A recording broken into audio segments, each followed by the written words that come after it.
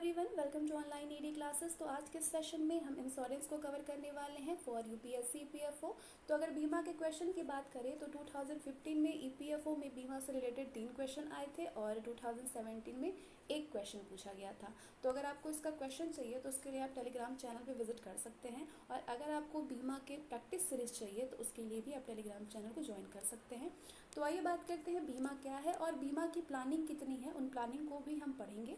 तो बीमा उस प्रणाली को कहते हैं जिसके द्वारा किसी जोखिम विशेष से सुरक्षा प्रदान करने के लिए बड़ी संख्या में व्यक्तियों से अपेक्षाकृत अल्प राशि का अभिदाय यानी कंट्रीब्यूशन लेकर के उसे ऐसे व्यक्तियों को भुगतान किया जाता है जिनको कि उस जोखिम से हानि या फिर क्षति होती है।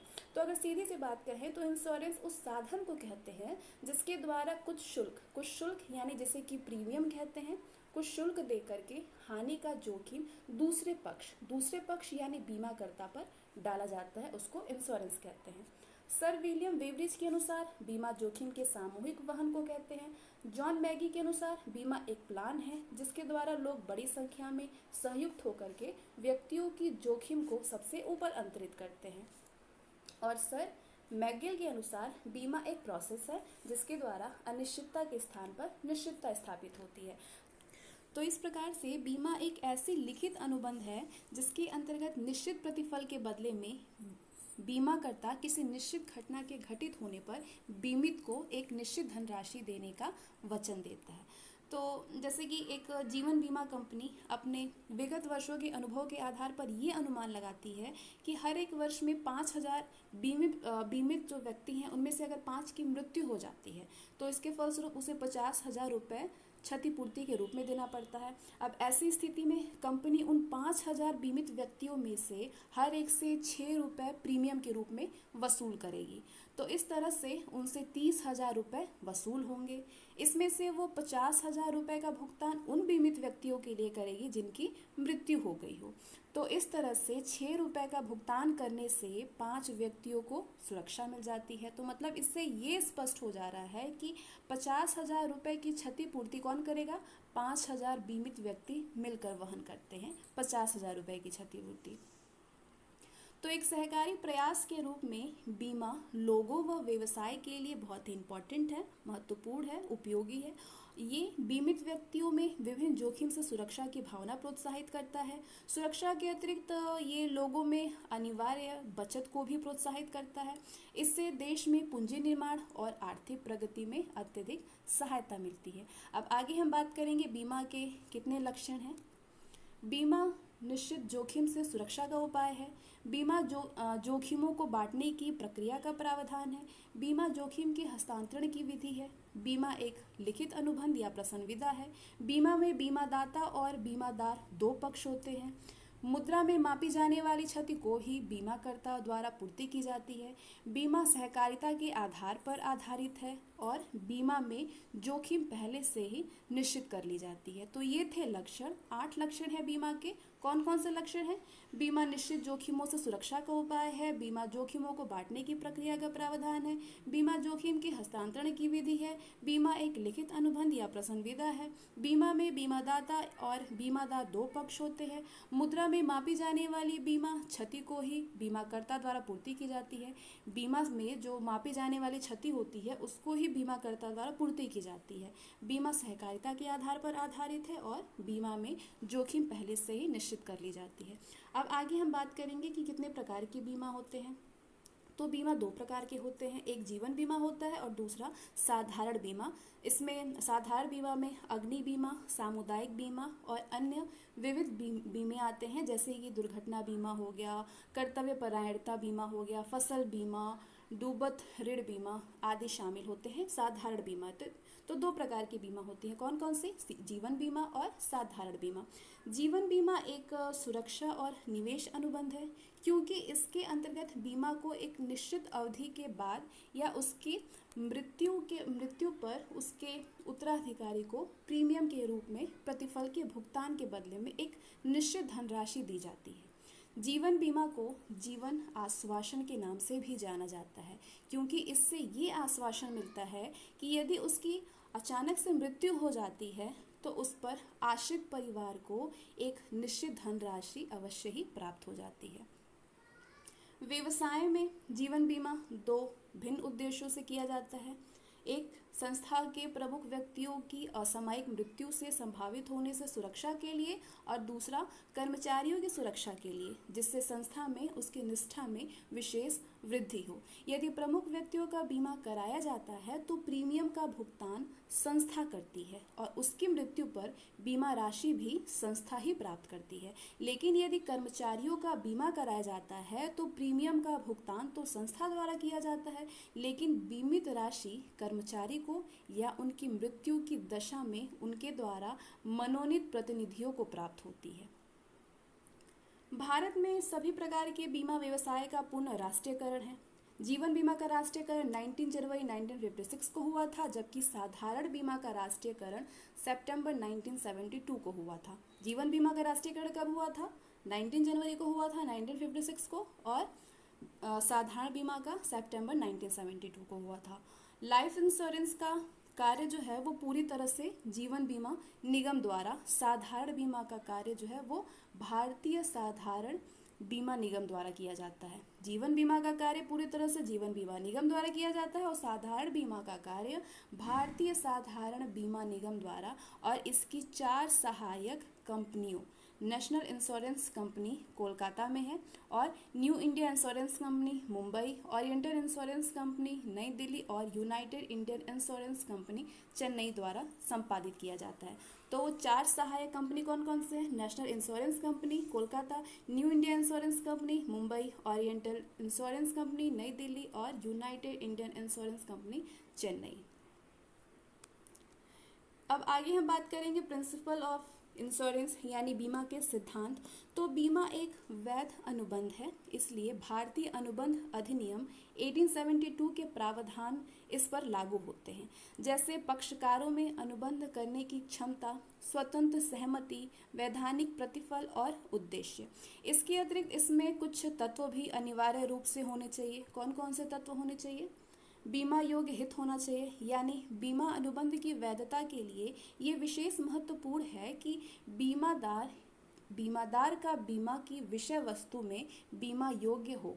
बीमा योग्य मतलब कि बीमित वस्तु में बीमादार के ऐसे आर्थिक हित से है जो कि उस व्यक्ति की सुरक्षा, निरंतरता या उपलब्धता में निहित होता है। जीवन बीमा में व्यक्तियों का हित अपने जीवन में होता है। जीवन बीमा में व्यक्तियों का हित अपने जीवन में होता है। वहीं संपत्ति बीमा कराने में उस संपत्ति के मालिक का हित उसकी सुरक्षा में रहता है। जीवन बीमा के अंतर्गत बीमा योग्य हित बीमा कराते समय होना आवश्यक है। जीवन बीमा के अंतर्गत बीमा योग्य हित बीमा कराते समय होना आवश्यक है। अग्नि बीमा में बीमा योग्य हित बीमा कराते समय और हानि होते समय दोनों ही समय में होना चाहिए। अग्नि बीमा में बीमा योग्य हित बीमा कराते समय और हानि होते समय दोनों ही समय में होना चाहिए, लेकिन सामुद्रिक बीमा सहित अन्य समस्त प्रकार के जो बीमा होते हैं उसमें ये हानि के समय ही होना चाहिए। ठीक है, बीमा कराते समय नहीं होना चाहिए, हानि के समय में होना आवश्यक है। दूसरा है तत्व परम सद्विश्वास। बीमा के अनुबंध में परम सद्विश्वास तत्व का होना जरूरी होता है। इस तरह के अनुबंध के अंतर्गत बीमादार और बीमाकर्ता दोनों पक्षकारों का ये कर्तव्य है कि वो ऐसे समस्त सारवान तथ्यों को स्पष्ट कर दे जो कि अनुबंध करने के निर्णय को प्रत्योतित करते हैं। ठीक है, बीमा संविदा के अंतर्गत बीमाकर्ता की तुलना में बीमादार को बीमित विषय वस्तु की अधिक जानकारी होती है। वो अपनी जानकारी वाले समस्त सारवान तथ्यों को प्रकट करना उसके लिए परामर्शक है, और बीमादार यदि अनुबंध करते समय सभी सारवान तथ्यों को प्रकट नहीं करता है तो बाद में ये पता चलने पर बीमाकर्ता अनुबंध को निरस्त कर सकता है। तीसरा, क्षतिपूर्ति। बीमा का क्षतिपूर्ति सिद्धांत ये स्पष्ट करता है कि बीमादार को केवल वास्तविक हानि या बीमा पत्र की धनराशि जो भी कम हो उसी का भुगतान प्राप्त होगा। बीमा का क्षतिपूर्ति सिद्धांत ये है कि बीमादार को केवल वास्तविक हानि या बीमा पत्र की धनराशि जो भी कम हो उसी का भुगतान प्राप्त होगा। बीमा कराने वाला वास्तविक हानि की राशि से अधिक नहीं प्राप्त कर सकता है, चाहे उसने बीमा उससे अधिक राशि का करा रखा हो। तो इस तरह से बीमा आर्थिक हानि के विरुद्ध सुरक्षा का साधन है। क्षतिपूर्ति का सिद्धांत जीवन बीमा या व्यक्तिगत दुर्घटना बीमा में लागू नहीं होता है। कारण ये है कि किसी भी व्यक्ति की मृत्यु से होने वाली हानि को वित्तीय रूप में स्वीकार नहीं किया जा सकता है, तो इसलिए इसके अंतर्गत एक निश्चित धनराशि के भुगतान का ही प्रसंविदा किया जाता है। तो जीवन बीमा या व्यक्तिगत दुर्घटना बीमा में ये लागू नहीं होता है। चौथा सिद्धांत है प्रत्यासन या स्वत्वाधिकार हस्तांतरण का सिद्धांत। प्रत्यासन के सिद्धांत को क्षतिपूर्ति का सहायक सिद्धांत कहा जाता है। जब बीमाकर्ता बीमाकार को क्षतिपूर्ति कर देता है तो ऐसी स्थिति में वो बीमादार का स्थान ग्रहण कर लेता है, यानी उसे बीमित विषय वस्तु के संबंध में वे सभी अधिकार प्राप्त हो जाते हैं जो कि उसकी क्षतिपूर्ति करने से पहले बीमादार को तीसरे पक्ष के विरुद्ध प्राप्त था। इस सिद्धांत के तहत ये स्पष्ट होता है कि यदि क्षतिग्रस्त संपत्ति का मूल्य शेष बचा है या बीमादार को उसके लिए किसी तीसरे पक्ष के विरुद्ध कोई अधिकार हो तो इस दशा में बीमित का स्थान कौन करता है? बीमाकर्ता स्वीकार कर लेता है। यदि ऐसा नहीं हो तो बीमित वास्तविक हानि से अधिक वसूल कर लेगा, जो कि क्षतिपूर्ति सिद्धांत के प्रतिकूल है। यदि बीमित को क्षतिपूर्ति की राशि बीमाकर्ता के अतिरिक्त उस व्यक्ति से भी प्राप्त होती है जो कि हानि के लिए उत्तरदायी है, तो वो अतिरिक्त वसूल की गई जो धनराशि है उसको बीमाकर्ता के लिए न्यास के रूप में धारण करेगा और ये राशि उसे वापस दिया जाना अभिष्ट है। पांचवा सिद्धांत है अंशदान का सिद्धांत, यानी जब माल का बीमा दो या दो से अधिक बीमा कंपनियों से कराया जाता है तो वो दोहरा बीमा कहलाता है और इस मामले में अंशदान का सिद्धांत लागू होता है। जब माल का जो बीमा है वो दो या दो से अधिक कंपनियों के लिए यदि कराया जाता है तो उसको दोहरा बीमा कहते हैं। तो इस मामले में जो बीमा है वो इस मामले के जो बीमा में अंशदान के सिद्धांत लागू होते हैं। वो ऐसे में हानि की दशा में बीमादार चाहे तो सभी बीमा कंपनियों से या एक ही बीमा कंपनी से क्षतिपूर्ति राशि प्राप्त कर सकता है। वो ऐसे में हानि की दशा में बीमादार चाहे तो सभी बीमा कंपनियों से एक ही बीमा कंपनी से क्षतिपूर्ति राशि प्राप्त कर सकता है, लेकिन भुगतान वास्तविक हानि की राशि से अधिक नहीं हो सकता है। तो ये बीमा कंपनियां समानुपातिक आधार पर क्षतिपूर्ति राशि से अपना अंशदान करेगी। छठा सिद्धांत है निकटतम कारण। बीमा अनुबंध के अंतर्गत बीमित विषय वस्तु की सभी जोखिम के विरुद्ध बीमा नहीं होता है। जब बीमित विषय वस्तु क्षतिग्रस्त होती है तब ये ज्ञात करना पड़ता है कि उसकी क्षतिपूर्ति करने का दायित्व बीमाकर्ता पर है या फिर नहीं। ये देखने के लिए ये ज्ञात करना पड़ता है कि उस अपहानि का निकटतम कारण कौन सा है। ऐसा केवल उस स्थिति में होता है जब कारणों का अनुक्रम पाया जाता है। ऐसे में सबसे निकटतम कारण निश्चित करना होता है और यदि उसका बीमा कराया गया तो सभी बीमाकर्ता क्षतिपूर्ति के लिए दायी होगा। अब जैसे कि उदाहरण के लिए एक जहाज पेरिस से फल लेकर के जापान के लिए रवाना हुआ। रास्ते में वो दूसरे जहाज से टकरा गया। इस कारण दूसरा जहाज पानी में डूब गया, जिसकी क्षतिपूर्ति करने के लिए इस जहाज को कुछ दिनों तक वहाँ रुकना पड़ा। जहाज के फल जो हैं वो सड़ गए इसकी वजह से, कुछ टाइम तक रुकने की वजह से। यहाँ हानि के दो कारण हो सकते हैं, एक तो जहाज का टकरा जाना और दूसरा रास्ते में विलंब हो जाना। इन दोनों में से निकटतम कारण है विलंब को स्वीकार किया गया और ये कारण बीमित नहीं होने से जो बीमा करता है वो क्षतिपूर्ति के लिए बाध्य नहीं ठहराया जा सकता। ठीक है। सातवां सिद्धांत है हानि को न्यूनतम किया जाना। जब बीमादार को क्षतिपूर्ति बीमा अनुबंधों में किसी प्रकार की हानि सहन करनी पड़ती है तो ऐसी स्थिति में उसे हानि को न्यूनतम करने के लिए ऐसे सभी आवश्यक कदम उठाने होते हैं जो कि बीमा न कराने वाला व्यक्ति उठाता है। यदि वो ऐसा नहीं करता है तो ऐसी स्थिति में बीमाकर्ता उसकी लापरवाही के कारण होने वाले नुकसान का भुगतान करने को बाध्य नहीं है। ये सिद्धांत बीमादार को सचेत रहने के लिए अभिप्रेरित करता है। जीवन बीमा, अग्नि बीमा और सामुद्रिक बीमा अनुबंध में क्या अंतर है? इन तीनों बीमाओं के अनुबंध में क्या अंतर है? जीवन बीमा, अग्नि बीमा और सामुद्रिक बीमा। पहला अंतर, घटना का घटित होना। जीवन बीमा के अंतर्गत जिस घटना के विरुद्ध बीमा कराया गया है उसका घटित होना सुनिश्चित है, लेकिन वो घटना कब घटित होगी ये पूरी तरह से अनिश्चित होता है, ये तो मालूम नहीं रहता है। तो इस तरह से बीमादार की मृत्यु निश्चित है, लेकिन यदि बीमा की अवधि के दौरान बीमादार की मृत्यु नहीं होती है तो बीमा पत्र की परिपक्वता तिथि पर भुगतान देय होगा। जबकि जो अग्नि बीमा है, अग्नि बीमा और सामुद्रिक बीमा के अंतर्गत जिस घटना के विरुद्ध बीमा कराया गया है वो अधिक घटित हो सकती है और नहीं भी घटित हो सकती है। जैसे कि संपत्ति का अग्नि की जोखिम के विरुद्ध कराए गए बीमा की दशा में उसका आग से जलकर नष्ट हो जाना आवश्यक नहीं है। तो घटना के घटित ना होने पर बीमाकर्ता द्वारा कोई भी भुगतान नहीं दिया जाता है। तो ये अंतर है जीवन बीमा और अग्नि बीमा और सामुद्रिक बीमा में। दूसरा अंतर है क्षतिपूर्ति में। जीवन बीमा अनुबंध क्षतिपूर्ति का अनुबंध नहीं है। इसके अंतर्गत भुगतान योग्य धनराशि का निर्धारण पहले किया जाता है। जो भुगतान धनराशि है उसका निर्धारण पहले किया जाता है, जिसका मिलना मतलब तय होता है। जबकि जो अग्नि बीमा है, अग्नि और सामुद्रिक बीमा पर क्षतिपूर्ति का सिद्धांत लागू होता है। इसके अंतर्गत बीमा कंपनी क्षतिपूर्ति की राशि या बीमित राशि जो भी कम हो हानि की दशा में भुगतान करती है।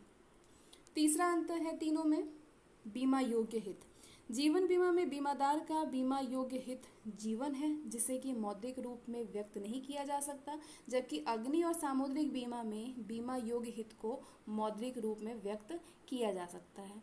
जीवन बीमा के अंतर्गत बीमा योग्य हित सिर्फ अनुबंध करते समय विद्यमान होना चाहिए, इसका भुगतान के समय होना आवश्यक नहीं होता है। अग्नि बीमा में बीमा योग्य हित दोनों समय में यानी बीमा कराते समय और हानि होने के समय होना चाहिए। सामुद्रिक बीमा के अंतर्गत बीमा योग्य हित सिर्फ हानि के समय में होना चाहिए, जबकि अग्नि बीमा में दोनों ही समय में होना चाहिए। अब आगे हम कुछ इम्पॉर्टेंट टर्मिनोलॉजी को देखेंगे। अब बीमाकर्ता किसको बोलते हैं? यानी इंश्योरर कौन होता है? जो कि वचन देता है, जोखिम उठाने वाले का वचन देता है, यानी जोखिम लेने वाला पक्षकार बीमाकर्ता या बीमादाता कहलाता है। यदि दूसरे शब्दों में कहें तो बीमाकर्ता उस व्यक्ति या संस्था को कहते हैं जो कि किसी दूसरे व्यक्ति को जोखिम से होने वाली हानि की पूर्ति का वचन देता है, उसको इंश्योरर बोलते हैं। ठीक है। प्रस्ताव प्रपत्र क्या है? Proposal form.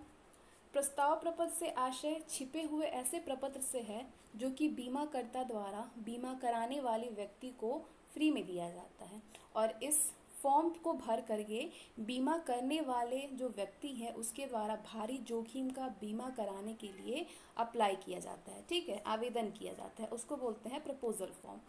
प्रब्याजी यानी प्रीमियम क्या है?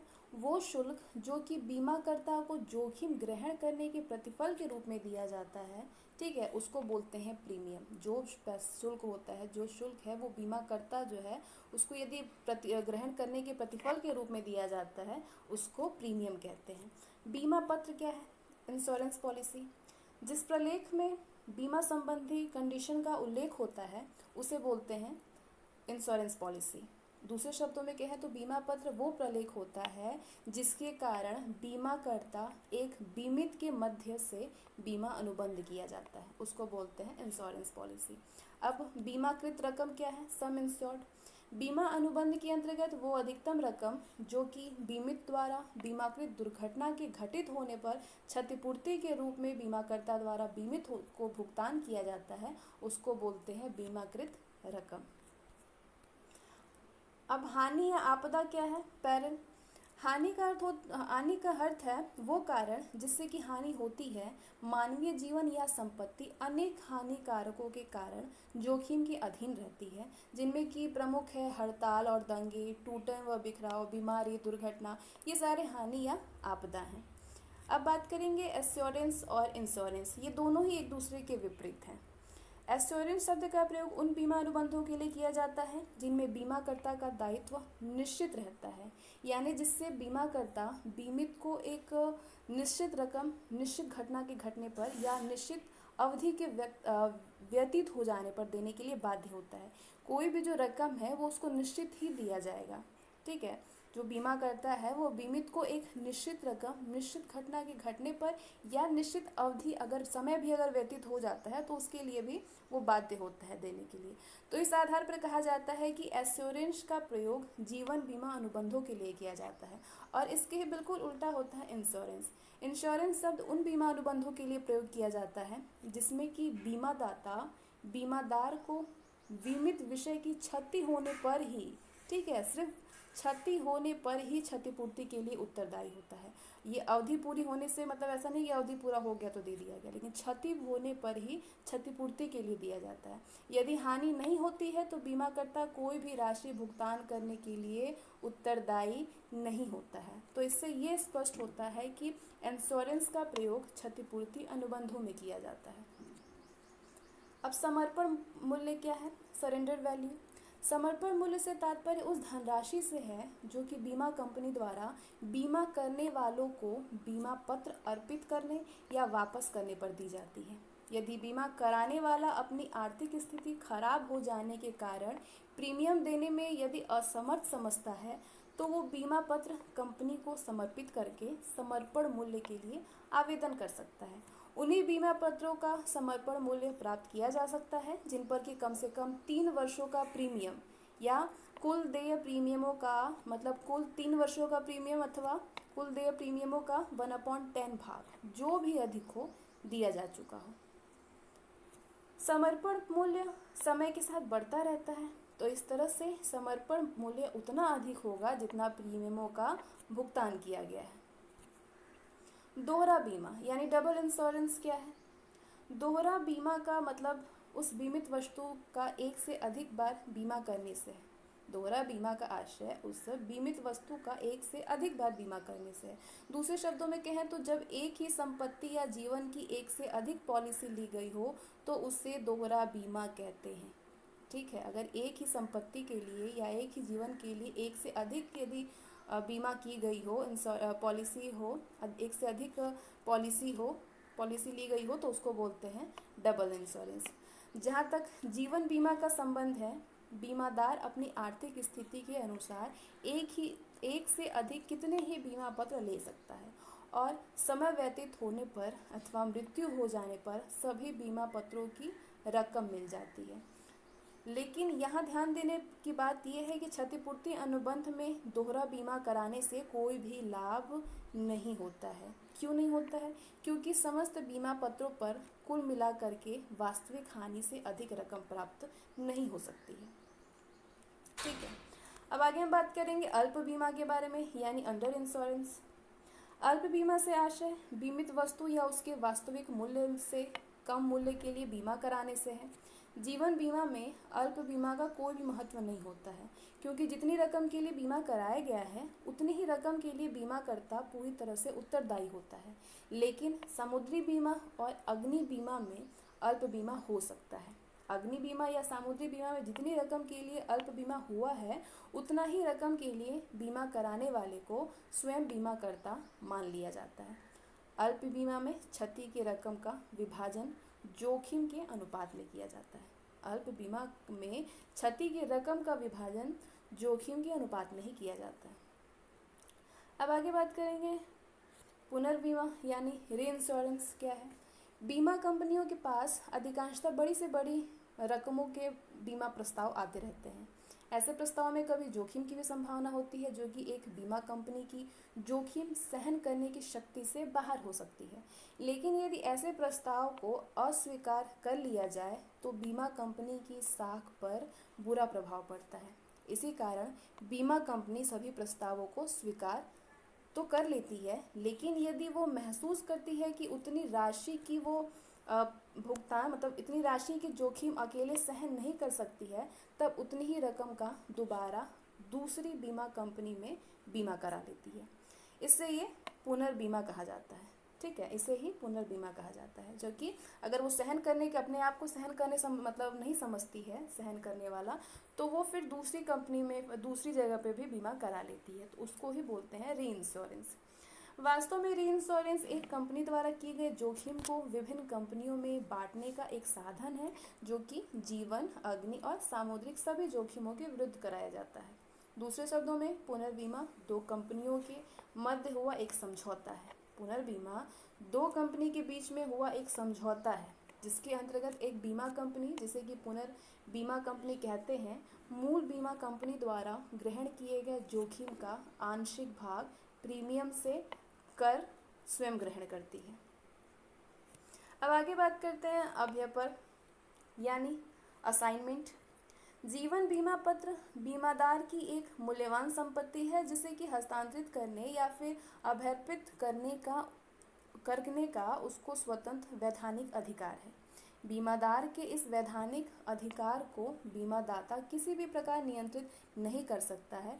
अभ्यर्पण का सामान्य आशय बीमित धन पाने के अपने अधिकार को दूसरे के पक्ष में अर्पित करने से है। ठीक है, जो बीमित है दूसरे के पक्ष में अर्पित करने से है। बीमा पत्र का अभ्यर्पण प्राकृतिक प्रेम और स्नेह, दान, उपहार, ऋण की जमानत या सरकार को कर का भुगतान करने या मूल्यवान प्रतिफल लेकर के किया जा सकता है। नॉमिनेशन, नामांकन। नामांकन का मतलब है बीमादार द्वारा बीमा पत्र में किसी व्यक्ति का नाम नॉमिनेट करना, नामजद करने से है, जिससे अगर उसकी मृत्यु हो जाती है तो बीमित रकम का भुगतान किया जाएगा। बीमा कराने वाला नामांकन कराने के लिए स्वतंत्र होता है। नामांकन से बीमा कंपनी को ये पहले से मालूम हो जाता है कि जो बीमादार है उसकी मृत्यु होने पर बीमित रकम वास्तव में किसे दी जानी है। तो नॉमिनेट मतलब जो भी नॉमिनेशन पर्सन है, जो भी उसका उत्तराधिकारी है, उसका नामजद किया जाता है। नामांकन में अपने जीवन का बीमा कराने वाला बीमा पत्र लेते समय या फिर उसके बाद किसी व्यक्ति को उसकी मृत्यु हो जाने पर बीमा धन पाने के लिए नियोजित कर सकता है। और बीमा अवधि में बीमादार की यदि मृत्यु हो जाती है तो बीमादार के जीवन काल में नामांकित की मृत्यु हो जाने पर बीमित रकम बीमादार के उत्तराधिकारियों को मिलती है, ना कि नामांकित के उत्तराधिकारी को मिलती है। ठीक है, अब आगे हम बात करेंगे लाइफ इंश्योरेंस यानी जीवन बीमा। जीवन बीमा बीमा कंपनी और बीमादार के बीच हुए अनुबंध का परिणाम है। इस अनुबंध के अनुसार बीमा कंपनी एक निश्चित प्रतिफल के बदले में एक निश्चित अवधि के बाद बीमित को अथवा बीमित की मृत्यु होने पर उसके द्वारा जो नामांकित है, नॉमिनेटिव व्यक्ति या उसके उत्तराधिकारी को बीमा की रकम देने का उत्तरदायित्व ग्रहण करता है। ठीक है, इसको बोलते हैं जीवन बीमा। बीमा अधिनियम की धारा 211 के अनुसार जीवन बीमा व्यवसाय से आशय उस व्यवसाय से है जिसके द्वारा मानवीय जीवन का बीमा संपन्न किया जाता है।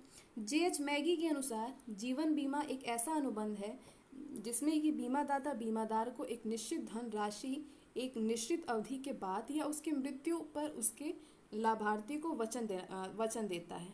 ठीक है, जीवन बीमा से मृत्यु के विरुद्ध परिवार की सुरक्षा, बच्चों की शादी, शिक्षा और वृद्धावस्था के लिए धन की व्यवस्था की जाती है और साथ ही इसमें अनिवार्य बचत को प्रोत्साहन मिलता है और औद्योगिक विनियोग के लिए पूंजी प्राप्त होती है। तो इससे ये स्पष्ट है कि जीवन बीमा में सुरक्षा और विनियोग दोनों ही तत्व होते हैं। बीमा की अवधि पूरी होने तक जीवित रहने पर बीमादार को जो मिलने वाली राशि होती है वो विनियोग का द्योतक है और बीच में ही मृत्यु होने पर उसके उत्तराधिकारी को प्राप्त होने वाली रकम सुरक्षा का परिचायक है। जीवन बीमा शुरू हुआ था इंग्लैंड में, क्योंकि ये माना जाता है कि इंग्लैंड में स्टार्ट हुआ था, क्योंकि व्यावसायिक आधार पर जीवन बीमा करने की प्रथम संस्था है ओल्ड इक्विटेबल 1705 में इंग्लैंड में स्थापित हुआ था। आगे हम बात करेंगे टाइप्स ऑफ लाइफ इंश्योरेंस, कितने प्रकार की जीवन बीमा है, जीवन बीमा पत्र। तो प्रत्येक इच्छुक व्यक्ति को बीमा कराने से पहले ये निश्चित करना पड़ता है कि उसे किस प्रकार का बीमा पत्र लेना है। आज बहुत तरीके के बीमा पत्र हमारे देश में जारी किए जाते हैं और सभी बीमा पत्रों की अलग अलग प्रीमियम दर और सुविधाएं होती हैं और प्रत्येक व्यक्ति अपनी आर्थिक स्थिति के अनुसार जीवन बीमा क्रय करना चाहते हैं। तो आगे हम बात करेंगे कितने प्रकार की बीमा है। संपूर्ण जीवन बीमा पॉलिसी यानी होल लाइफ पॉलिसी, इस पॉलिसी में इसके अंतर्गत इस प्रकार की जीवन बीमा पॉलिसी के अंतर्गत बीमा कराने वाले व्यक्ति के संपूर्ण जीवन बीमा पॉलिसी के प्रीमियम का भुगतान करना पड़ता है और बीमित रकम का भुगतान केवल मृत्यु हो जाने पर किया जाता है। ठीक है। आजीवन बीमा के अंतर्गत बीमा मृत्यु के बाद परिवार के सदस्यों को आर्थिक दृष्टि से सुरक्षा उद्देश्य से करवाया जाता है।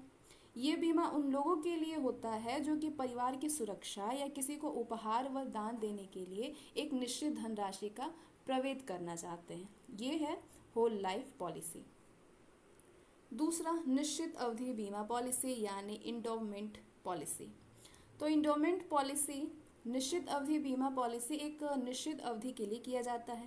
पॉलिसी की राशि का भुगतान इस अवधि के समाप्ति पर या फिर मतलब कि बीमित व्यक्ति की मृत्यु हो जाने पर और जो भी पहले ही स्वयं हो जाता है बीमित व्यक्ति को या उसके द्वारा नामांकित व्यक्ति को किया जाता है।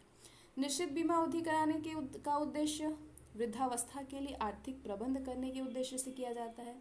यदि बीमादार को लंबे अवधि तक जीवित रहे, यदि बीमादार लंबे समय तक जीवित रहे तो उसे किसी भी प्रकार की आर्थिक कठिनाई नहीं होगी। तो इससे वो किस तरीके की पॉलिसी यूज करते हैं? Endowment policy. तीसरे प्रकार की पॉलिसी है संयुक्त जीवन पॉलिसी यानी जॉइंट लाइफ पॉलिसी। इस प्रकार की पॉलिसी के अंतर्गत एक से अधिक व्यक्तियों का जीवन बीमा कराया जाता है। बीमा की रकम निश्चित अवधि के समाप्त होने पर अथवा संयुक्त पॉलिसी धारकों में से किसी एक की मृत्यु होने पर दोनों में से जो पहले से भुगतान की जाती है। चौथे प्रकार की पॉलिसी है वार्षिक वित्तीय यानी एनुअली। ये पॉलिसी ऐसे व्यक्तियों के लिए सर्वश्रेष्ठ मानी जाती है जो कि एक निश्चित अवधि के समाप्त होने पर अपने लिए या अपने से जो उन पे आश्रित, उन पे जो डिपेंडेंट लोग हैं उनके लिए नियमित आय की व्यवस्था करना चाहते हैं। और जो व्यक्ति वार्षिक वृत्ति लेना चाहते हैं तो उनको एक निश्चित अवधि तक नियमित किस्तों में प्रीमियम का भुगतान करना पड़ता है, किस्त जमा करना पड़ता है। प्रीमियम की संपूर्ण धनराशि भी एक बार में भुगतान कर सकता है। बीमा कंपनी द्वारा बीमा की धनराशि बीमित को एक निश्चित आयु प्राप्त कर लेने के बाद अनुबंध के शर्तों तक मासिक, त्रैमासिक और अर्धमासिक किस्तों में भुगतान की जाती है। तो इस तरह से वार्षिक वित्तीय वृद्धावस्था में जीवन यापन करने के लिए की जाती है। सीमित भुगतान पॉलिसी यानी लिमिटेड लाइफ पॉलिसी। इस तरह की पॉलिसी के अंतर्गत प्रीमियम का भुगतान एक निश्चित अवधि तक किया जाता है और बीमा की धनराशि केवल बीमा कराने वाली व्यक्ति की मृत्यु पर ही भुगतान योग्य की जाती है, लेकिन प्रीमियम जो है वो निश्चित वर्षों तक या मृत्यु तक भुगतान योग्य होता है। अगली पॉलिसी है लाभयुक्त तथा लाभ रहित पॉलिसी यानी with profit and without profit policy. लाभ सहित पॉलिसी में बीमा कराने वाले को पॉलिसी के रकम के अतिरिक्त जीवन बीमा निगम के लाभ में हिस्सा प्राप्त होता है। यानी लाभ सहित बीमा पॉलिसी की दशा में लाभ प्रकट होने पर बीमा निगम उसका कुछ भाग बोनस के रूप में बीमादारों को देता है। ठीक है, बोनस के रूप में देता है बीमादारों को, लेकिन इस पर प्रीमियम की दर अधिक होती है। और इसके विपरीत लाभ रहित पॉलिसी में बीमा कराने वालों को लाभ या बोनस नहीं दिया जाता है और प्रीमियम की रकम अपेक्षाकृत कम होती है। तो ये है लाभयुक्त और लाभ रहित पॉलिसी। अगली पॉलिसी है सिंकिंग फंड पॉलिसी। तो सिंकिंग फंड पॉलिसी क्या है? ऐसी पॉलिसी कंपनियों के द्वारा नई संपत्तियों के स्थापना के लिए कोषों की व्यवस्था करने के संबंध में की जाती है। सिंकिंग फंड पॉलिसी ऐसी पॉलिसी है जो कि कंपनियों के द्वारा नई संपत्तियों के स्थापना के लिए कोषों की व्यवस्था करने के संबंध में की जाती है।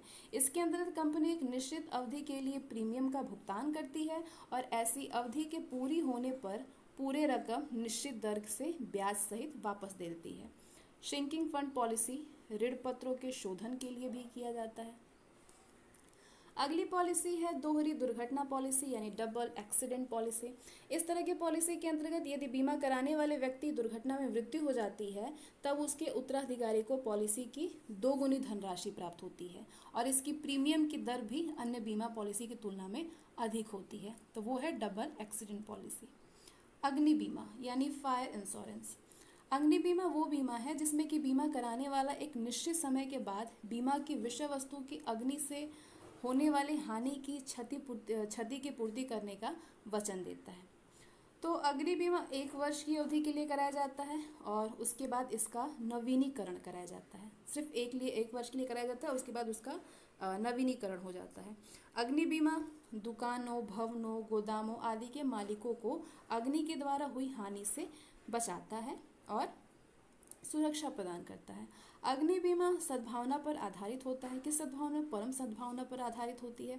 इससे बीमा कंपनी बीमा कराने वाले की रकम या वास्तविक हानि की रकम जो भी कम हो उसी का भुगतान करती है। अग्नि बीमा में बीमा योग्य हानि अनुबंध करते समय और हानि दोनों के समय में होना आवश्यक है। अग्नि बीमा में बीमा योग्य हानि अनुबंध करते समय और हानि होते समय दोनों के ही समय में होना आवश्यक होता है। बीमा अधिनियम 1938 की धारा 2 के अनुसार अग्नि बीमा एक ऐसी बीमा है जो कि आग या ऐसे जोखिम से होने वाली हानि के विरुद्ध किया जाता है, जिसका उल्लेख अग्नि बीमा संविदा में किया गया है। अग्नि बीमा में अग्नि से आशय ऐसी अग्नि से है जिसमें कि आग जल रही हो और जो अचानक से ही या फिर संयोगवश प्रकट हुई हो। अग्नि बीमा में हुई हानि को ये सिद्ध करने के लिए ये हानि अग्नि के द्वारा हुई है। अग्नि बीमा में हुई हानि को ये सिद्ध करने के लिए कि ये हानि अग्नि के द्वारा हुई है, तो इसके लिए ये सिद्ध करना पड़ता है कि आग में ज्वाला थी और वो अग्नि अचानक से हुई थी, आकस्मिक हुई थी। यदि अग्नि में ज्वाला नहीं प्रकट हुई तो उसे अग्नि नहीं माना जाता है। कभी कभी ऐसा भी होता है कि वस्तुएं अन्य किसी कारण से भी जल जाती है और उसमें ज्वाला नहीं प्रकट होती है। तो यदि किसी भवन का नुकसान बिजली गिरने के कारण हुआ है, लेकिन यदि उसमें ज्वाला या आग की लपटें नहीं निकली तो उसे आग लगना नहीं समझा जाएगा। और दूसरी बात जो अग्नि बीमा में प्रमाणित करनी होती है वो ये है कि आग जो है वो आकस्मिक लगी है। यदि आग लगने में आकस्मिकता का अभाव है जो इसे बीमा कंपनी द्वारा स्वीकार नहीं किया जाता। यदि किसी काम के लिए दिया जलाई जाती है और कोई हानि हो जाती है तो बीमा कंपनी इसके लिए उत्तरदायी नहीं होगा, क्योंकि आग किसी उद्देश्य के लिए जलाई गई थी जिसमें कि आकस्मिकता का अभाव था। लेकिन इस प्रकार की से जो जलाई गई आग है उसमें अपने सीमा से निकल करके बाहर चली जाए और प्रज्वलित होकर के बीमा कंपनी द्वारा कराए गए माल को नष्ट कर दे तो ऐसी हानि की पूर्ति के लिए बीमा कंपनी उत्तरदायी होगा। अग्नि बीमा में बीमा कंपनी उन हानियों की पूर्ति करने के लिए बाध्य होती है जिसका कि सबसे निकटतम कारण अग्नि हो।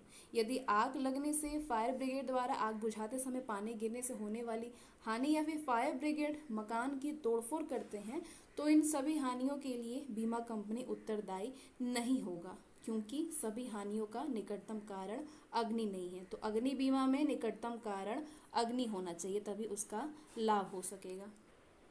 अब आगे हम कुछ इम्पोर्टेंट इंश्योरेंस प्लान्स के बारे में बात करने वाले हैं। तो कौन कौन से इंश्योरेंस प्लान हैं?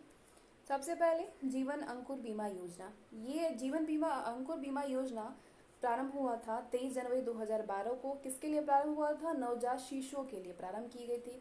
अब इस योजना की खास बात क्या है कि ये 17 साल तक के बच्चों को लाभान्वित करने के उद्देश्य से माता पिता का जीवन बीमित किया जाता है। किसके लिए? 17 साल तक के बच्चों के लिए सुरक्षा, मतलब इससे 17 साल के बच्चों को लाभ प्राप्त होगा। ठीक है।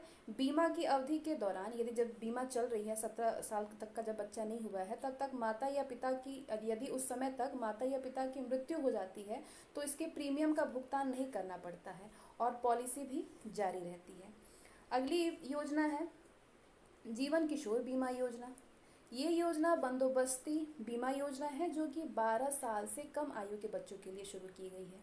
इस बीमा को बच्चे का कोई भी अभिभावक, जीवन किशोर बीमा योजना बच्चे का कोई भी अभिभावक, माता पिता हो या दादा दादी हो या नाना नानी हो, ले सकता है। अब इसके लिए क्या क्या लाभान्वित होंगे? प्रीमियम का भुगतान बीमा की पूरी अवधि में वार्षिक या छमाही, तिमाही या मासिक किश्त या समय से पहले बच्चे की मृत्यु तक हो सकता है। जोखिम की सुरक्षा बीमा के शुरुआत होने के 2 वर्ष के बाद या बच्चे की आयु 7 साल होने तक या बीमा की वर्षगांठ जो भी बाद में हो तब से प्रारंभ होगी। ये लाभ सहित बीमा योजना है और निगम के बीमा व्यवसाय के लाभ में सहभागी है। क्या है? सहभागी है। इसे बोनस के रूप में लाभ में हिस्सा मिलता है। अगला प्लान है कोमल जीवन बीमा योजना। ये बीमा योजना बच्चों की मनी बैंक योजना है जो कि बच्चों की मृत्यु की स्थिति में वित्तीय सुरक्षा प्रदान करेगी। और ये जो योजना है ये जन्म से 10 साल तक की उम्र के बच्चों के लिए शुरू की गई है। अब इससे लाभान्वित होंगे करने के लिए किस्तों का भुगतान वार्षिक, छमाही, तिमाही, मासिक में या बच्चे की उम्र 18 साल होने पर या फिर बच्चे की समय से पहले मृत्यु हो जाने तक किया जाता है। जोखिम की सुरक्षा बीमा के शुरुआत होने के 2 साल के बाद में या बच्चे की उम्र 7 वर्ष पूरे होने तक हो सकता है। इस बीमा के अंतर्गत हर एक साल पर बीमांकित आय पर प्रति 1000 75 रुपीज़ की गारंटी लाभ का प्रावधान है। ये लाभ सहित बीमा योजना है और निगम के जीवन बीमा के व्यवसाय के लाभ में शामिल है। कौन सी योजना? कोमल जीवन बीमा योजना। अगली योजना है जीवन अनुराग बीमा योजना। ये लाभ सहित बीमा योजना है जो कि बच्चे के लिए प्रारंभ की गई है। इस योजना की विशेष बात यह है कि बीमा धारक को अवधि के अंतिम 4 साल में हित लाभ 20% की दर से 3 साल तक और चौथे वर्ष में 40% प्लस बोनस प्लस उसके अतिरिक्त बोनस पर दिया जाता है। बीमा धारक की मृत्यु की स्थिति में एक अतिरिक्त बीमा धन और निश्चित विद्यमान हित लाभ समय पर मिलते रहेंगे और परिपक्वता पर विद्यमान का 40% बोनस नामित व्यक्ति को प्राप्त होगा। यदि प्रस्तावक चाहे तो प्रीमियम का भुगतान पॉलिसी की अवधि तक परिपक्वता से 3 साल पहले करने का विकल्प चुन सकता है। अगली योजना है जीवन छाया बीमा योजना। ये जो बीमा योजना है जीवन छाया बीमा योजना इसके पूरे अवधि के दौरान मृत्यु हो जाने पर वित्तीय सुरक्षा प्रदान करती है और मृत्यु के बाद पूरी बीमित राशि का भुगतान दिया जाता है। अब इस योजना की विशेष बात यह है कि प्रीमियम जो है वो वार्षिक, छमाही, तिमाही में देय या बीमित व्यक्ति की मृत्यु तक होगा। प्रत्येक साल के अंत में प्रति 1000 बीमित आय पर घोषित साधारण प्रत्यावर्ती बोनस योजना के गारंटीकृत हित लाभ से जुड़े होते हैं। एक विशेष न्यूनतम अवधि तक पॉलिसी के जारी रहने पर अंतिम बोनस भी देय हो सकते हैं। अगला प्लान है जीवन विश्वास बीमा योजना। ये विकलांग व्यक्तियों को तत्काल लाभ प्रदान करने के उद्देश्य से बंदोबस्ती बीमा योजना है। जीवन विश्वास बीमा योजना विकलांग लोगों के लाभ के लिए उद्देश्य से है। अब इसकी विशेष बात यह है कि इसके जो प्रीमियम है वो वार्षिक, छमाही, तिमाही या मासिक या एक मुश्त भुगतान यानी एकल प्रीमियम किया जा सकता है। साल के अंत में 60 रुपये प्रति 1000 बीमा धन की दर से गारंटीकृत लाभ देय है। गारंटीकृत का भुगतान बीमा व्यक्ति की मृत्यु होने पर या फिर पॉलिसी के समाप्ति तिथि होने के देय में होगा और निगम के अनुभव के आधार पर पॉलिसी के 5वें वर्ष निष्ठा लाभ देय में। अगला प्लान है जीवन आधार बीमा योजना। आयकर अधिनियम 1961 की धारा 80 DD के अनुसार विकलांग व्यक्ति को प्रदान की जाती है। विशेष यह है कि पॉलिसी लेने वाले व्यक्ति के संपूर्ण जीवन काल में जीवन सुरक्षा प्रदान की जाती है। इस बीमा योजना के अंतर्गत जीवन आधार बीमा योजना के अंतर्गत ये आयकर रहित बीमा योजना है, आयकर नहीं होता है। पॉलिसी की किस्त जो है वो वार्षिक, छमाही, तिमाही, मासिक के आधार पर 10, 15, 20, 25, 30, 35 वर्ष की अवधि के लिए या फिर बीमित व्यक्ति की मृत्यु होने के पहले तक किया जा सकता है। प्रीमियम का भुगतान किस्तों के अतिरिक्त एक मुश्त भी हो सकता है यानी एकल प्रीमियम में भी किया जा सकता है। बीमा के तहत प्रत्येक वर्ष के लिए बीमा धन का 100 रुपये गारंटी लाभ प्राप्त होता है और गारंटीकृत लाभ बीमित व्यक्ति के 65 साल तक या उसके मृत्यु तक जमा होगा।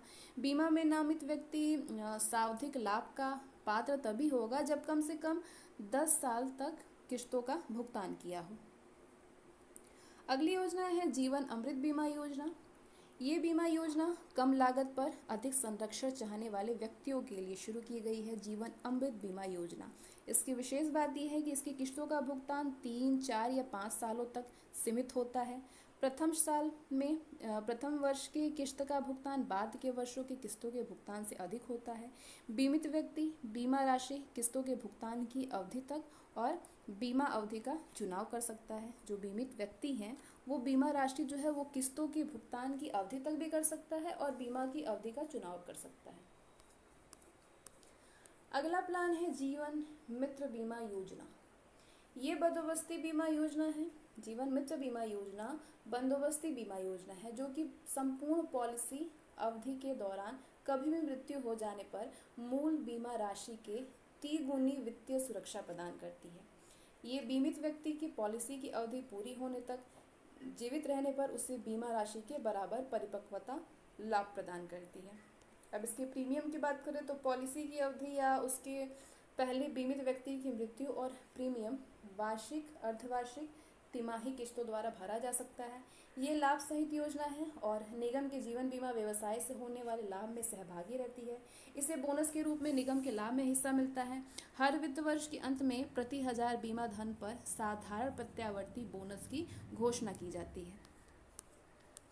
अगली योजना है जीवन आनंद बीमा योजना। ये भी बंदोबस्ती बीमा है और आजीवन बीमा योजना का सम्मिश्रण भी है। ठीक है, बंदोबस्ती बीमा भी है और आजीवन बीमा दोनों योजना का सम्मिश्रण है। तो इसकी विशेष है कि ये बीमित व्यक्ति की मृत्यु पर उसके परिवार को वित्तीय सुरक्षा का आश्वासन देती है और उसके जीवित रहने पर एक निर्धारित अवधि के बाद बीमा राशि का बोनस के साथ एक मुश्त भुगतान करती है, यानी एकल प्रीमियम भुगतान करती है। पॉलिसी की निर्धारित अवधि के दौरान बीमित व्यक्ति की मृत्यु तक प्रीमियम वार्षिक, अर्धवार्षिक, तिमाही किस्तों से में भर सकते हैं। ये लाभ सहित योजना है और निगम के जीवन बीमा व्यवसाय से होने वाले लाभ में सहभागी रहती हैं। इसमें बोनस के रूप में निगम के लाभ का हिस्सा मिलता है और जो कि जीवन के योजना के अंतर्गत देय गारंटीकृत हित लाभ से जुड़े होते हैं। पूरी बीमित रकम पर पॉलिसी की परिपक्वता तिथि या उससे पहले बीमा धारक की मृत्यु पर मृत्यु की तिथि तक बोनस का भुगतान किया जा सकता है। ठीक है, और एक निर्धारित न्यूनतम अवधि तक पॉलिसी के जारी रहने पर अतिरिक्त बोनस भी देय हो सकते हैं। अगली योजना है जीवन श्री बीमा योजना। ये भी बंदोबस्ती बीमा योजना है जो कि प्रीमियम भुगतान के कई सुविधाजनक विकल्प उपलब्ध कराती है। ये योजना पूरी अवधि के दौरान बीमित व्यक्ति का निधन हो जाने पर वित्तीय सुरक्षा प्रदान करती है और पॉलिसी की अवधि के अंत में पॉलिसी धारक के बीमित रहने पर उसे परिपक्वता राशि का भुगतान किया जाता है। पॉलिसी की प्रीमियम अवधि या बीमित व्यक्ति की मृत्यु तक प्रीमियम जो है वार्षिक, अर्धवार्षिक, तिमाही किस्तों में किया जा सकता है। इस योजना के तहत पॉलिसी के प्रारंभ में 5 वर्षों के दौरान प्रतिवर्ष बीमित राशि पर 50,000 रुपये की दर से गारंटी युक्त बढ़ोतरी उपलब्ध कराई जाती है। पॉलिसी के 6ठे वर्ष से जीवन बीमा के आधार व्यापार से निगम को होने वाले लाभ में सहभागी होती है। इसे बोनस के रूप में निगम के लाभ में हिस्सा मिलता है। अगला प्लान है जीवन सुरभि बीमा योजना। ये योजना अन्य धन वापसी योजनाओं की तरह ही है, लेकिन सामान्य धन वापसी योजनाओं और जीवन सुरभि में कुछ अंतर है। तो क्या अंतर है? परिपक्वता अवधि प्रीमियम भुगतान अवधि से अधिक है। विदृश्यमानता हित लाभ भुगतान ऊंची दर पर और समय से पहले है। जोखिम सुरक्षा हर 5 साल पर बढ़ती रहती है। ठीक है, अब इसकी कुछ विशेष बात है, किस तरीके से जमा होंगी। सूची बीमा धनराशि विदृश्यमानता हित लाभ के रूप में प्रीमियम भुगतान अवधि पूरी होने पर लौटाई जाती है और जोखिम सुरक्षा और अतिरिक्त जोखिम सुरक्षा जारी रहती है। दुर्घटना लाभ प्रीमियम भुगतान अवधि तक सीमित रहती है और इसकी अधिकतम सीमा एक जीवन बीमा पर 5 लाख रुपए है। दुर्घटना लाभ प्रीमियम भुगतान अवधि तक सीमित रहता है और इसकी अधिकतम सीमा एक जीवन बीमा पर 5 लाख रुपए है। ये योजना विशेषकर उन लोगों के लिए है जो कि अपनी वृद्धावस्था और परिवार के लिए वित्तीय सुरक्षा प्रदान करना चाहते हैं और समय समय पर एक मुश्त हित लाभ भी पाना चाहते हैं। अगली योजना है जीवन भारती बीमा योजना। ये योजना स्त्रियों के लिए लाभ सहित योजना है, जीवन भारती बीमा योजना। ये पॉलिसी की पूरी अवधि के दौरान बीमित व्यक्ति को बीमा सुरक्षा कवच प्रदान करती है और पॉलिसी धारक के जीवित रहने पर विशेष अवधि पर नियमित अंतराल पर भुगतान करती है। गंभीर स्त्री रोग के लिए भी बीमित स्त्री को आर्थिक सुरक्षा प्रदान करती है जीवन भारती बीमा योजना। पॉलिसी की पूरी अवधि के भीतर मृत्यु तक प्रीमियम भरना होता है। 2 साल का प्रीमियम भरने के बाद चाहे 3 साल तक प्रीमियम भरा ना गया हो तो भी पूरा बीमा सुरक्षा उपलब्ध है। प्रारंभिक 5 वर्षों के दौरान हर साल के अंत में बीमा धनराशि पर 50 रुपये प्रति हजार की दर से साल के अंत में जिस साल का प्रीमियम भरा हो गया हो गारंटीकृत लाभ जुड़ाते रहेंगे। ठीक है, लाभ जुड़ते जाएंगे। अगली योजना है जीवन साथी बीमा योजना, यानी ये पति पत्नी के जीवन पर जारी की जाने वाली बंदोबस्ती बीमा योजना है। ये योजना पति पत्नी दोनों के जीवन पर मृत्यु उपरांत बीमा राशि के बराबर का आर्थिक सुरक्षा कवच प्रदान करती है। प्रीमियम का भुगतान वार्षिक, अर्धवार्षिक, तिमाही या मासिक किस्तों में किया जा सकता है। पॉलिसी अवधि में दोनों में से किसी एक की मृत्यु हो जाने पर जो भी पहले हो भरना होता है। ये लाभ सहित योजना है और निगम के जीवन बीमा व्यवसाय से होने वाले लाभ में सहभागी होते हैं। इसे बोनस के रूप में निगम के लाभ में हिस्सा मिलता है। एक विशेष न्यूनतम अवधि पर पॉलिसी के जारी रहने पर अतिरिक्त बोनस भी देय हो सकते हैं। अगली योजना है जीवन मधुर स्पेशल प्लान। ये वृत्तिदायी जीवन बीमा योजना है जिसमें बीमित रकम और प्रीमियम भुगतान का तरीका प्रस्तावक स्वयं चुन सकता है। ये योजना पॉलिसी की अवधि पर मृत्यु पर वित्तीय सुरक्षा प्रदान करती है। मृत्यु लाभ सीधे भरी गई किस्तों की रकम पर निर्भर करता है। पॉलिसी धारक अपनी पसंद से वार्षिक, छमाही, तिमाही किस्तों में या फिर अपने वेतन से कटवा करके माहवारी किस्तों में पॉलिसी की अवधि पर या फिर उसके भीतर अपने मृत्यु तक प्रीमियम भर सकते हैं।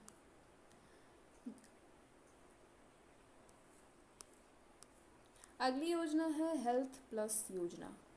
ये योजना स्वास्थ्य बीमा और शेयर मार्केट के लाभ का अनूठा और एक अनोखा स्वास्थ्य योजना है। हेल्थ प्लस योजना जो कि स्वास्थ्य सुरक्षा के साथ साथ बढ़ते शेयर सूचकांक पर आधारित है। ये योजना 18 से 55 साल तक के व्यक्तियों के लिए, परिवार में पत्नी और पति का भी समावेश, यदि पति अगर 55 से अधिक है तो पत्नी, अगर पत्नी की आयु उतनी नहीं है तो भी परिवार के लिए ये पॉलिसी ले सकती है। बीमारी के लिए घर पर हुए इलाज के खर्चे से लेकर के अस्पताल में हुई सर्जरी तक के खर्चों का भुगतान होता है इसमें। अगला अध्याय पूरक बिंदुवार सामग्री। सर टॉमस अनुसार बीमा एक प्रावधान है। इस प्रकार बीमा एक ऐसा लिखित अनुबंध है जिसके अंतर्गत निश्चित प्रतिफल के बदले में बीमाकर्ता किसी निश्चित घटना के घटित होने पर बीमित को एक निश्चित धनराशि देने का वचन देता है। इसके प्रमुख लक्षण हैं: बीमा को सहकारिता पर आधारित एक व्यवस्था माना गया है। बीमा निश्चित जोखिम से सुरक्षा का उपाय है। बीमा जोखिम बांटने की प्रक्रिया या प्रावधान है। बीमा जोखिम की हस्तांतरण की विधि है। बीमा में जोखिम पहले से ही सुनिश्चित कर ली जाती है। जिस व्यक्ति की ये संख्या की जोखिम ग्रहण की जाती है अथवा जो व्यक्ति बीमा करता है उसे बीमादार या बीमित या आकोपित कहते हैं। जिस व्यक्ति की ये संख्या की जोखिम ग्रहण की गई जाती है अथवा जो व्यक्ति बीमा करता है उसे बीमादार या बीमित या आगोपित कहते हैं, जो बीमा की विषय वस्तु का स्वामी होता है। हानि उत्प्रेरक उन परिस्थितियों को कहा जाता है जो कि किसी हानिकारक के कारण होने वाली हानि को या तो उत्पन्न करते हैं अथवा बढ़ा देते हैं। इंश्योरेंस शब्द का प्रयोग उन बीमा अनुबंधों के लिए किया जाता है जिसमें बीमाकर्ता का दायित्व तो निश्चित रहता है, यानी जिसमें बीमाकर्ता बीमित को एक निश्चित रकम निश्चित घटना पे घटने पर या फिर निश्चित अवधि के व्यतीत होने पर देने के लिए बाध्य होता है। इस आधार पर कहा जा सकता है कि इंश्योरेंस का प्रयोग जीवन बीमा अनुबंधों के लिए किया जाता है। इंश्योरेंस का प्रयोग क्षतिपूर्ति अनुबंधों में किया जाता है। समर्पण मूल्य से तात्पर्य उस धनराशि से है जो कि बीमा कंपनी के द्वारा बीमा कराने वालों को बीमा पत्र अर्पित करने या वापस करने पर दी जाती है। यदि बीमा कराने वाला पक्षकार विषय वस्तु के मूल्य से अधिक की वसूल करता है तो उसे अतिरिक्त धनराशि संबंधित बीमा कराने वाले को लौटानी होगी। ये एक एक लाइन में आपके सारे आंसर हैं जो कि बहुत इंपॉर्टेंट है। अधिबीमा का आशय बीमित विषय में जितने मूल्यों तक बीमादार का आर्थिक हित हो उससे अधिक रकम का बीमा कराना है। क्षतिपूर्ति अनुबंधों में वास्तविक क्षति से अधिक रकम प्राप्त नहीं की जा सकती है, जिससे कि अधिबीमा करना व्यर्थ ही रहता है, क्योंकि अधिबीमा तभी होगा जब सभी बीमा पत्रों की रकम बीमित विषय के वास्तविक मूल्य से भी अधिक हो जाए। जीवन बीमा में अल्प बीमा का कोई भी महत्व नहीं होता है, क्योंकि अग्नि बीमा या सामुद्रिक बीमा में जितनी रकम का अल्प बीमा हुआ हो उतनी ही रकम के लिए बीमा कराने वाले को स्वयं बीमा करता मान लिया जाता है। अल्प बीमा की क्षति की रकम का विभाजन जोखिम के अनुपात में किया जाता है। पुनर्बीमा एक कंपनी द्वारा ली गई है जो कि जोखिम को विभिन्न कंपनियों में बांटने का एक साधन है, जो कि जीवन, अग्नि और सामुद्रिक सभी जोखिमों के विरुद्ध कराया जा सकता है। जीवन बीमा पत्र बीमादार की एक मूल्यवान संपत्ति है, जिसे कि हस्तांतरित करने या अभ्यर्पित करने का उसको स्वतंत्र वैधानिक अधिकार है। अभ्यर्पण का सामान्य आशय बीमित धन पाने के लिए अपने अधिकार को दूसरे के पक्ष में अर्पित करना है। अभ्यर्पण संबंधी सूचना निगम के कार्यालय में नहीं देने पर निगम अभ्यर्पित को बीमित रकम देने के अपने उत्तरदायित्व से मुक्त हो जाता है। नामांकित की मृत्यु हो जाने पर बीमित रकम बीमादार के उत्तराधिकारियों को मिलती है, न कि नामांकित के उत्तराधिकारियों को। जे.एच. मैगी के अनुसार जीवन बीमा एक ऐसा अनुबंध है जिसमें कि बीमादाता बीमादार को एक निश्चित अवधि के बाद या फिर उसकी मृत्यु पर उसके लाभार्थी को देने का वचन देता है। जीवन बीमा में सुरक्षा और विनियोग दोनों तत्व होते हैं। जीवन बीमा का प्रारंभ इंग्लैंड में हुआ माना जाता है, क्योंकि व्यावसायिक आधार पर जीवन बीमा करने की प्रथम संस्था ओल्ड स्टेबल 1705 में इंग्लैंड में स्थापित हुई थी। लाभ सहित पॉलिसी में बीमा कराने वाले पॉलिसी की रकम के अतिरिक्त जीवन बीमा निगम के लाभ में भी हिस्सा प्राप्त होती है। ऐसी पॉलिसी कंपनियों के द्वारा ऋण पत्रों के शोधन, परिसंपत्तियों के स्थानापन्न किए जाने आदि के संबंध में कोषों की व्यवस्था करने के संबंध में ली जाती है। मृत्यु संख्यक तालिका वो तालिका है जो कि भूतकालीन मृत्यु के अनुभवों पर आधारित होती है और जिसमें कि विभिन्न आयु वर्ग के बीमादारों की संभावित मृत्यु दरों का उल्लेख किया जाता है। जीवन बीमा व्यवसाय में प्रीमियम का निर्धारण करने के लिए इस तालिका की सहायता ली जाती है। अग्नि बीमा 1 वर्ष की अवधि का ही कराया जा सकता है। अग्नि बीमा कारखानों, गोदामों आदि की सुरक्षा प्रदान करता है। अग्नि बीमा परम संभावना पर आधारित क्षतिपूर्ति का अनुबंध है। इससे बीमा कंपनी बीमा कराने वालों को बीमा की रकम या फिर वास्तविक हानि की रकम जो भी कम हो उसी रकम का भुगतान करती है। बीमा अधिनियम 1938 की धारा 2 के अनुसार 2 बातें सिद्ध करनी होती है। पहला कि उस अग्नि में ज्वाला की प्रकट हुई हो और दूसरा वो अग्नि आकस्मिक थी। अग्नि में यदि ज्वाला या लपटें नहीं प्रकट हुई तब बीमा के संदर्भ में इसे अग्नि नहीं माना जा सकता है। बीमा पत्र में बीमा कंपनी बीमादार को ये वचन देता है कि हानि होने पर वो संपत्ति के पुनर्स्थान की वास्तविक लागत देती है, यानी बीमा क्षतिपूर्ति का नगद भुगतान करने के बजाय क्षतिग्रस्त संपत्ति के पुनर्स्थापन का वचन देती है। ये बीमा पत्र उन संपत्तियों पर दिया जाता है जिनका मूल्य क्रय के समय में कम और पुनर्स्थापन के समय अधिक हो। बीमा पत्र में अग्नि से अप्रत्यक्ष हानि के प्रति बीमा कंपनी दायित्व ग्रहण करती है। इस बीमा पत्र का उद्देश्य आग लगने के कारण व्यवसाय बंद होने से उत्पन्न हानि का क्षतिपूर्ति करना है। इसे लाभ की हानि का बीमा पत्र भी कहा जाता है। व्यापारी द्वारा 2 बीमा पत्र लिए जाते हैं। पहला बीमा पत्र स्टॉक की उस राशि के लिए लिया जाता है जितने मूल्य का स्टॉक व्यापारी रखता है। अग्नि के अतिरिक्त अन्य जोखिम जैसे कि बिजली गिरना, भूकंप, चोरी आदि के विरुद्ध माल का बीमा कराया जाता है। बीमा कंपनी संपत्ति स्वामी के सभी दायित्व एक ही बीमा पत्र में ग्रहण करती है। विदेशी व्यापार से संबंध में समुद्री बीमा का एक विशेष महत्व है।